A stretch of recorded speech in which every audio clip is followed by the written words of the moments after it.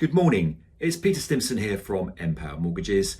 It's Wednesday the 9th of July and we thought we'd do a quick market update for you. This one specifically around events going on in the US at the moment. If we're talking about the US, we can't not talk about Donald Trump, I'm afraid.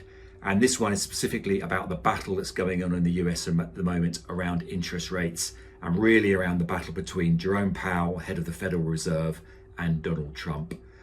Interest rates in the US at the moment are 4.5%, and they're around 4.5%. Well, partly because the Federal Reserve has set them at 4.5%, but they're there at 4.5% to control inflation in the US, which is around 2.4%, and because the US economy is actually doing okay.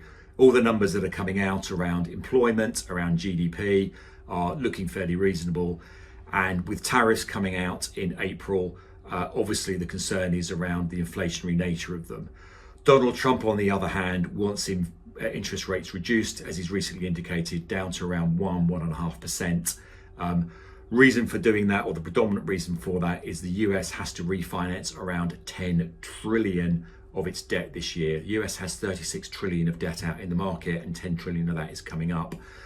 The graph we're sticking up now is the 10-year US Treasury curve, and you can see that the debt, the price they're having to pay for the debt at the moment is fluctuating between, well, this year so far it's fluctuated between about 4.8 and 4.2%.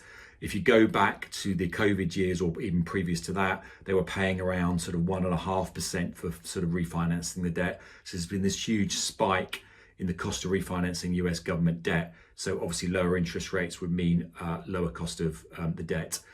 The big beautiful bill that's just passed through the US is obviously a tax cutting agenda, but it's also adding an additional 3 to 5 trillion onto that 36 trillion of debt. So again, more debt into the market is additional cost. So obviously if you can lower interest rates, you're potentially lowering the cost of US government borrowing costs.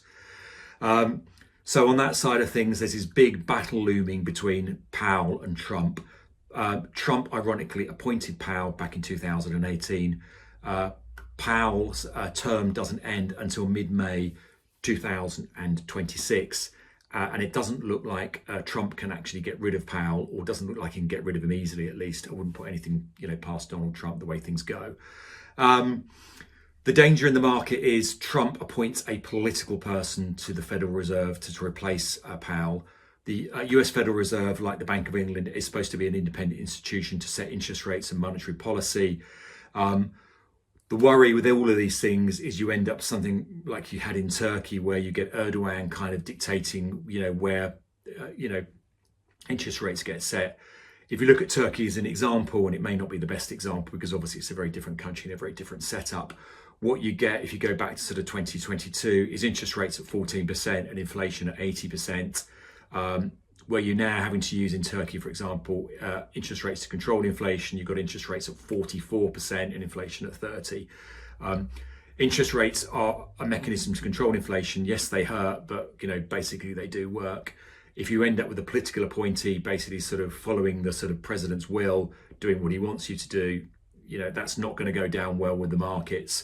The danger is, even if Donald doesn't sack, Powell, you could end up with someone, for example, appointed way ahead of the term in, for example, September, October, November, tweeting stuff that the markets pick up on, and take that as policy ahead of time. So that's the worry, and this is kind of what the markets are worrying about and thinking about, from that point of view. So we could almost have like a shadow, head of the Federal Reserve ahead of taking office from that point of view. In terms of what that's meant for the UK market, we're sticking a swap graph up now, which you can see there's been a little bit of a jump. That's really off the back of kind of the tariffs more than anything else. But this could play out, like I say, if you go back into sort of the latter half of 25, 26, obviously a new chairman of the Federal Reserve will probably be announced in sort of, January time.